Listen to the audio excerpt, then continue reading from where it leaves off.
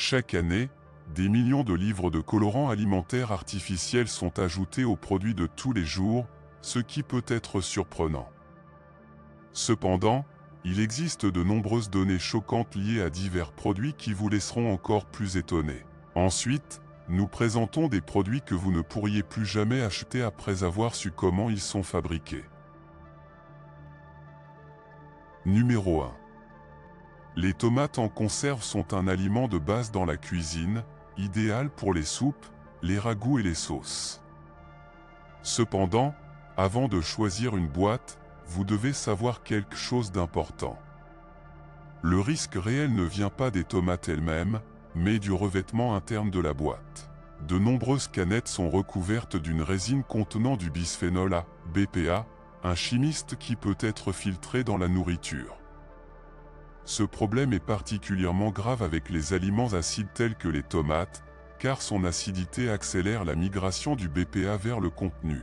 Le BPA a été lié à plusieurs problèmes de santé, tels que les altérations hormonales, les malformations des organes, les défauts des spermatozoïdes et un risque plus élevé de problèmes de développement de l'enfant. Une étude du CDC a révélé que les traces de BPA dans près de 93% des échantillons d'urine de personnes de plus de 6. Bien que certains experts soutiennent que les niveaux de nourriture peuvent ne pas être nocifs à court terme, les conséquences à long terme restent inquiétantes. Pour éviter ce risque, envisagez de stocker vos propres tomates dans des pots en verre, un simple changement qui pourrait protéger votre santé à long terme. Numéro 2. Qu'est-ce que vraiment dans les hamburgers de McDonald's? Les hamburgers de McDonald's ont fait l'objet de nombreuses rumeurs, certains déclarant que leurs filets contiennent des ingrédients étranges tels que les vers ou la chair mystérieuse. Heureusement, la vérité derrière ces hamburgers est beaucoup plus simple et plus transparente. Selon McDonald's, sa viande est 100% de bœuf pur, des éleveurs fiables aux États-Unis, au Canada, en Australie et en Nouvelle-Zélande. Il travaille avec Lopez Foods, un fournisseur basé dans l'Oklahoma qui a fourni de la viande à McDonald's depuis les années 1960. Lorsque la viande arrive dans les installations de McDonald's, elle subit une inspection exhaustive pour s'assurer qu'elle est exempte d'os avant d'être broyée et moulée en filets. Ces filets gèlent rapidement, emballés et envoient des restaurants du monde entier. McDonald's souligne que leurs hamburgers ne contiennent pas d'additifs, de conservateurs ou de garnitures, seulement de la viande simple assaisonnée de sel et de poivre. Bien qu'il soit toujours préférable de profiter de la restauration rapide avec modération, sachant que les hamburgers de McDonald's sont faits de viande de haute qualité devrait vous donner une certaine tranquillité d'esprit la prochaine fois que vous demandez un Big Mac. Numéro 3. La vérité surprenante sur les pringles. Ils peuvent ressembler à des frites croustillantes parfaites, mais ce que vous mangez vraiment lorsque vous ouvrez une boîte n'est pas exactement ce que vous attendez. Les pringles ne sont pas faits de pommes de terre entières, au lieu de cela, ils sont créés à partir d'un mélange de riz, de blé, de maïs et de flocons de pommes de terre. Ce mélange devient une pâte, appuyée sur les feuilles et est coupée sous sa forme caractéristique avant la friture et l'assaisonnement. La raison pour laquelle les pringles ne sont pas classés comme pommes de terre frites typiques est que leur teneur en pommes de terre est assez faible, ce qui aide l'entreprise à éviter les taxes plus élevées sur les aliments de luxe. Ils sont frits, séchés et recouverts d'arômes en poudre, ce qui les éloigne des frites rustiques et simples que vous pourriez imaginer. De plus, comme de nombreux aliments transformés, les pringles contiennent de l'acrylamide, un chimiste qui se forme lorsque les glucides sont cuits à des températures élevées et ont été liés à d'éventuels risques pour la santé. C'est quelque chose à prendre en compte la prochaine fois que vous apprécierez une boîte de pringles. Numéro 4. L'ingrédient inattendu de la gomme. C'est le doux préféré pour beaucoup, mais vous êtes-vous déjà arrêté pour réfléchir à ce qui pourrait vraiment être dans votre gomme? Un ingrédient surprenant qui pourrait être inclus est la lanoline, une sécrétion de seurose des glandes de mouton sébacées.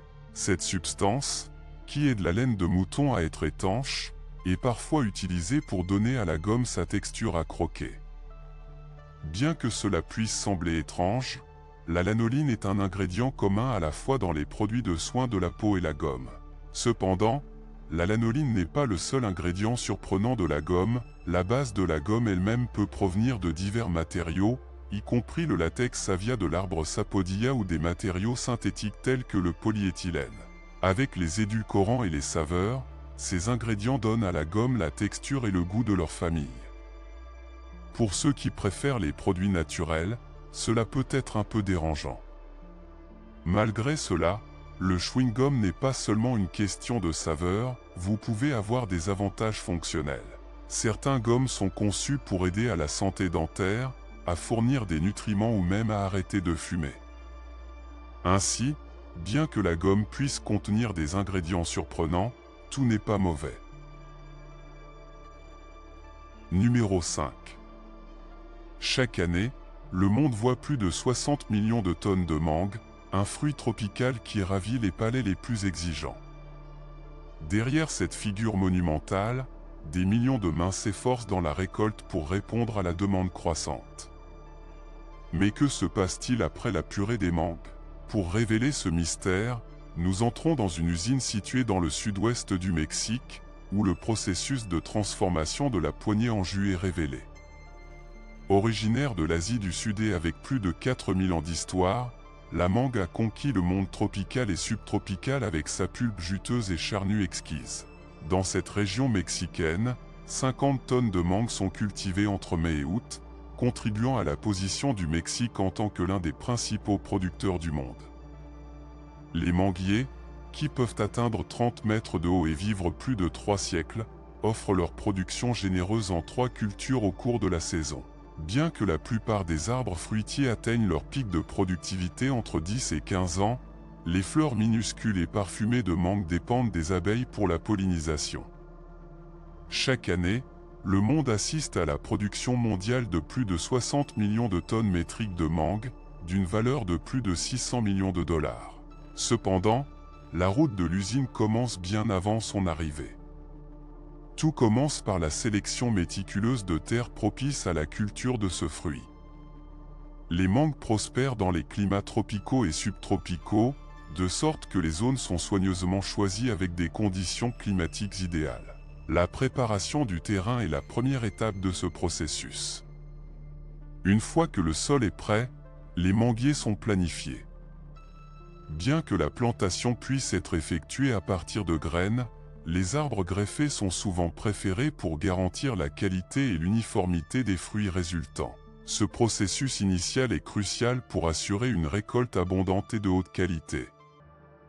Dans les mois de chaleur et d'humidité plus importantes, avec des températures supérieures à 25 degrés Celsius et une humidité de l'air qui dépasse 50%, le processus de plantation de la mangue commence. Cet arbre nécessite au moins 4 ans pour donner sa première récolte. Les agriculteurs s'assurent de les planter à une distance optimale les uns des autres, permettant ainsi un développement adéquat et faciliter les tâches de soins et de collecte. Tout au long de la croissance des arbres, des techniques d'élagage sont appliquées pour encourager leur croissance saine et leur production de fruits optimale. Ces pratiques sont essentielles pour garantir la qualité et la quantité de la récolte. Pendant le processus de croissance et de maturation des mangues dans les arbres, une surveillance constante est effectuée pour détecter toute indication de maladie. Après la floraison, une période d'attente d'environ 120 jours commence jusqu'à ce que les mangues atteignent leur point de maturation optimal. Pendant ce temps, les travailleurs en charge de la récolte examinent soigneusement les mangues dans les arbres, à la recherche de ceux qui sont complètement matures et prêts à être collectés. L'évaluation du degré de maturité des mangues est principalement sensorielle. Les agriculteurs sont guidés par l'arôme sucré émanant de fruits mûrs. Cette tâche est fondamentalement manuelle, car une sélection minutieuse conduit à une performance de récolte plus élevée.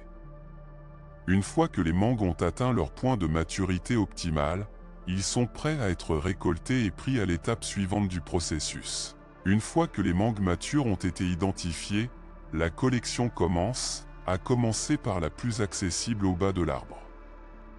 Chaque poignée se sépare soigneusement du cluster à l'aide de ciseaux d'élagage pour éviter tout dommage aux fruits. Pour les mangues qui sont en hauteur, les outils spécialisés sont utilisés comme poteaux avec des paniers à la fin qui permettent les mangues les plus élevées et les plus efficaces. Ce processus nécessite des compétences et une précision par l'agriculteur, qui peut prendre environ 30 minutes pour récolter un seul arbre et remplir une boîte avec les mangues collectées. En moyenne, un travailleur peut remplir jusqu'à 20 boîtes par jour, assurant ainsi une collection efficace et productive. La récolte de mangue est effectuée pendant la journée, profitant de la lumière du soleil pour minimiser le débit de latex, une substance laiteuse et collante produite par l'arbre. Cette prudence est cruciale, car le latex peut provoquer des taches et des brûlures dans les fruits, réduisant sa valeur marchande et même provoquant le rejet des mangues. Pendant la récolte, les mangues sont manipulées avec beaucoup de soin pour éviter toute échymose, dommage à la peau ou blessure aux fruits. Une fois collectées, une sélection minutieuse du fruit est effectuée, en priorisant les mangues matures et de haute qualité. Toute mangue endommagée, immature ou défectueuse est jetée pour garantir l'excellence de la récolte. Ce processus de sélection méticuleux garantit que seules les meilleures mangues atteignent le marché, maintenant ainsi les normes de qualité et satisfaisant les demandes des consommateurs. Les mangues, une fois récoltées, sont soigneusement emballées dans des boîtes spécialement conçues pour le transport, garantissant ainsi leur protection pendant le voyage. Ces boîtes sont ensuite chargées dans des camions qui sont dirigés vers l'usine de traitement de la mangue dans le sud-ouest du Mexique, une source importante d'emploi dans la région. Chaque jour, jusqu'à 4 camions transportent environ 20 tonnes de mangue fraîche dans les installations d'usine. À son arrivée à l'usine, une inspection exhaustive de la qualité des mangues est effectuée avant de se débarrasser. Cette étape est essentielle pour s'assurer que seuls les meilleurs spécimens sont utilisés dans le processus de traitement, conservant ainsi des normes de haute qualité qui caractérisent l'usine et garantissent l'excellence dans les produits finaux. Il est essentiel de minimiser la période entre la collecte et le traitement pour maintenir la fraîcheur et la qualité des mangues. Avec environ 200 employés travaillant dans des quarts de rotation, l'usine devient un centre actif qui envoie des fruits du Mexique à tous les coins du monde. À l'entrée de l'usine, une zone spécifique est désignée pour recevoir les mangues du terrain. Une fois les mangues arrivées, elles subissent une première inspection visuelle pour évaluer leur qualité. Les travailleurs spécialisés examinent soigneusement chaque fruit à la recherche de dommages, de décoloration, de maturation inappropriée ou d'autres imperfections. Les mangues qui ne répondent pas aux normes établies sont séparées et pourraient être destinées à d'autres utilisations, telles que la production de compost ou les aliments pour animaux. Ce processus rigoureux garantit que seuls les mangues de la plus haute qualité sont sélectionnés pour la prochaine étape de la chaîne de production. Après une première étape de lavage pour éliminer la saleté et les polluants superficiels, une autre inspection visuelle est effectuée pour garantir le nettoyage des mangues. Ensuite, ils sont submergés dans de l'eau chaude pour réduire la charge microbienne à sa surface. Les mangues de haute qualité sont destinées à l'exportation, tandis que le reste est utilisé pour fabriquer du jus de mangue. Les mangues sélectionnées sont pelées à la main sur le poste de travail. Les professionnels utilisent des lames pointues pour peler les fruits, essayant de laisser le moins de viande dans la peau. Après le pelage, les mangues sont coupées en petits morceaux pour faciliter le processus d'extraction du jus. Ces pièces subissent une inspection finale pour assurer leur qualité avant d'être écrasées dans une machine spéciale. Le jus de mangue obtenu est clarifié et pasteurisé pour éliminer les bactéries et les micro-organismes, prolongeant ainsi sa durée de vie utile et garantissant sa sécurité alimentaire. Enfin, le jus refroidi est emballé dans des bouteilles et est distribué aux magasins, supermarchés et autres points de vente à vendre aux consommateurs. Numéro 6. Dans la vaste terre de cette ferme, un processus agricole complexe et fascinant qui culmine dans la production extraordinaire de 75 millions d'ananas chaque année est affiché. Ce cycle agricole commence par une scène de dévouement laborieuse par les agriculteurs, dont les mains et les cœurs experts livrés sont submergés dans la tâche de collecter chaque fruit avec précision et soin. Cet acte, qui représente l'essence même de l'œuvre agricole, est une danse de trajectoire et de patience, où chaque ananas est sélectionné avec attention et délicatesse avant d'être placé avec soin dans un transporteur qui marque le début de son voyage à l'étape suivante du processus. Une fois que les ananas entreprennent leur voyage sur le transporteur, ils sont légèrement reçus par les machines spécialisées conçues pour effectuer la tâche méticuleuse de les éplucher. Ces créations ingénieuses de l'ingénierie agricole effectuent leur travail avec une précision incroyable, mutilant chaque coupe avec une compétence presque artistique. Avec des mouvements précis, ces machines éliminent délicatement la peau extérieure de chaque ananas, révélant ainsi le trésor caché de son intérieur, la pulpe juteuse et sucrée qui est si astucieuse. De plus, les ananas de son cœur sont dépouillés, garantissant que seul le meilleur des fruits reste pour le plaisir de ceux qui les goûteront plus tard. Cette étape, bien qu'elle puisse sembler simple dans sa description, est en fait d'une importance vitale, car elle prépare les ananas de manière optimale pour la prochaine phase du processus, garantissant la qualité et la saveur exceptionnelle qui caractérisent chacun d'eux. Dans le large éventail de variétés d'ananas cultivés avec soin dans les vastes champs de cette ferme, les ananas de miel, reconnus et appréciés dans tous les coins du monde pour leur goût incomparable et exquis sucré et juteux se distinguent. Ces fruits exceptionnels sont la personnification même du délice tropical, un amalgame parfait de douceur et de fraîcheur qui ravit les palais les plus exigeants. Ce qui distingue les ananas au miel, c'est leur teneur élevée en sucre, une caractéristique qui non seulement leur donne leur saveur indubitable, mais en fait également un vrai plaisir pour tous les sens. Avec des critères méticuleux et sélectifs, la variété de l'ananas est soigneusement choisie avec les caractéristiques plus élevées requises, garantissant que chaque fruit qui émerge des champs de cette ferme est un véritable trésor tropical, un joyau de la nature prêt à être apprécié et apprécié à chaque bouchée. Le processus de culture de l'ananas est un voyage continu qui commence bien avant que les graines ne touchent le sol fertile de la ferme et s'étendent au-delà de la récolte finale. C'est un processus méticuleux qui commence par la préparation approfondie de la terre, où chaque étape est cruciale pour garantir le succès de la récolte à venir. Pour créer les conditions parfaites pour la croissance des plantes d'ananas, des machines agricoles spécialisées sont utilisées qui portent le sol avec une précision chirurgicale, améliorant son aération et sa texture. Les zones de culture se nivellent avec une méticule. La tache d'eau est évitée au moyen d'un système de drainage efficace et des lits élevés sont construits pour assurer un flux d'eau adéquat autour des racines, fournissant ainsi un environnement optimal pour la croissance saine des plantes. Mais les soins du sol vont au-delà de la simple préparation physique. Il est enrichi d'engrais organiques et de nutriments essentiels pour fournir des plantes d'ananas tout ce dont ils ont besoin pour prospérer. Ces suppléments nutritionnels sont appliqués avec précision, garantissant que le sol est enrichi des éléments nécessaires pour une croissance vigoureuse et une production abondante.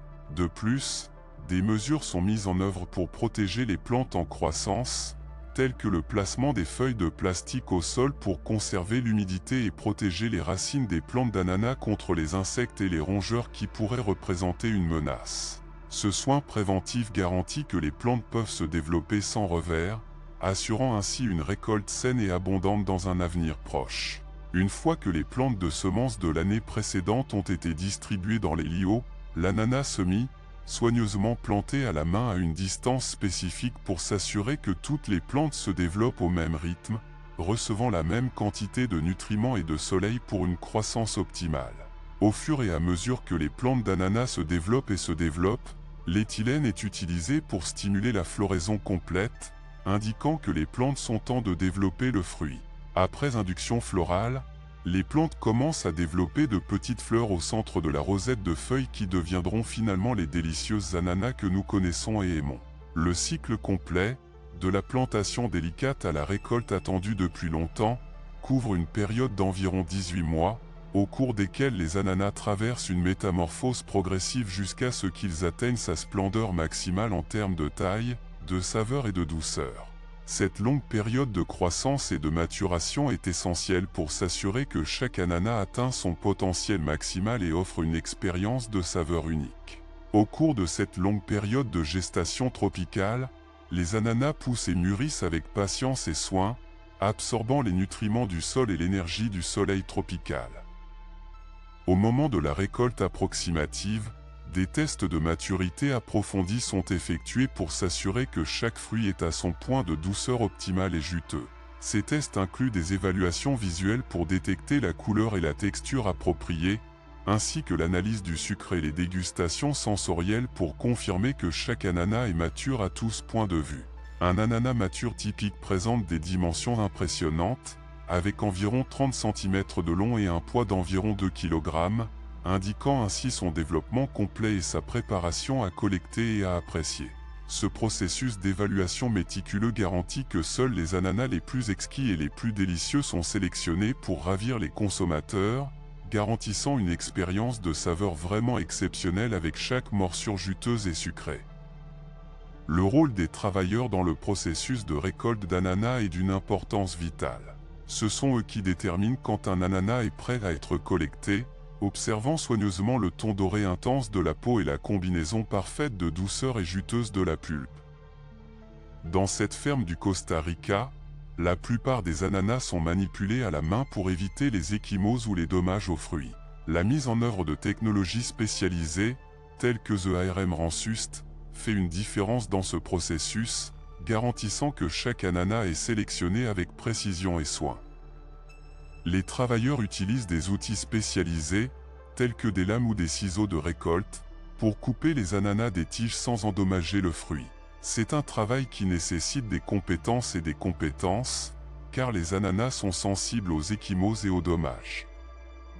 Une fois collectés, les ananas sont soigneusement placés dans le convoyeur, où ils sont emmenés à l'étape suivante du processus. Une fois les conteneurs pleins, la phase suivante du processus commence, la préparation du transport et du traitement. Bien que la plupart des ananas soient utilisés pour le traitement, certains des plus attrayants seront vendus entiers. Ces ananas sont chargés dans des camions qui les emmènent à l'usine pour le traitement final. À leur arrivée à l'usine, les ananas passent par un processus de lavage et de nettoyage pour éliminer tout résidu terrestre, insectes ou autres polluants. Les conteneurs sont immergés dans l'eau pour laver les fruits et éliminer toute poussière qui peut être à la surface. Une fois propres, les ananas sont classés en fonction de leur qualité, de leur taille et de leur apparence. Ceux qui répondent aux normes établies pour le marché de la consommation sont séparés de celles destinées au traitement. Les ananas pour le traitement passent par un bain de cire, une mesure clé pour préserver leur teneur en humidité et les garder frais pendant le transport. Les ventilateurs refroidissent et durcissent la cire, formant un revêtement qui crée une barrière contre l'humidité et les polluants, garantissant ainsi la fraîcheur des ananas pendant leur stockage et leur transport. La dernière étape du processus est l'emballage et l'étiquetage de l'ananas. Ici, les travailleurs emballent les ananas en fonction de leur destination finale. Ceux qui ont des couronnes sont réservés à l'exportation, tandis que ceux qui ne les ont pas sont emballés dans des boîtes en fonction de leur taille et de leur forme. Les ananas pour la conserve sont envoyés dans une usine spécialisée, où ils sont traités et en conserve pour la consommation ultérieure. Une fois en conserve, les ananas sont prêts à être distribués sur les marchés nationaux et internationaux. Emballés et étiquetés avec soin, voyager par terre, mer et air jusqu'à ce qu'ils atteignent les étagères des supermarchés et des magasins du monde entier. C'est un voyage qui transporte la douceur et le goût du Costa Rica à des millions de personnes dans le monde, célébrant ainsi l'abondance et la beauté de ce merveilleux fruit tropical.